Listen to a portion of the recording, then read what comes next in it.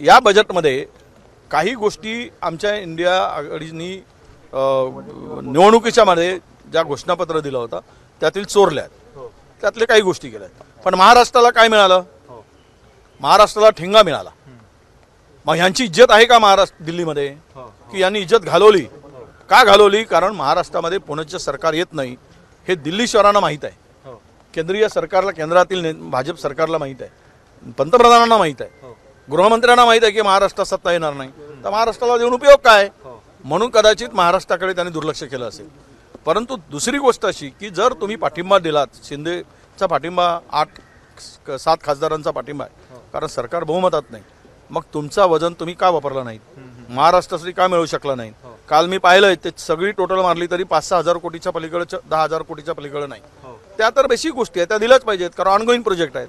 ते काय नव्यानं काही दिलं असं त्याचा अर्थ होत नाही. परंतु तुम्ही महाराष्ट्राला मात्र पूर्ण घोर निराशा केली, महाराष्ट्राची फसवणूक केली, महाराष्ट्राच्या पाठीत खंजीर खुपसलात आणि महाराष्ट्राला तुम्ही ठेंगा दाखवलात. जनता तुम्हाला 2 महिन्यांनी ठेंगा दाखवेल, हे यांनी विसरू नये म्हणजे झालं. जरांगे पाटलांनी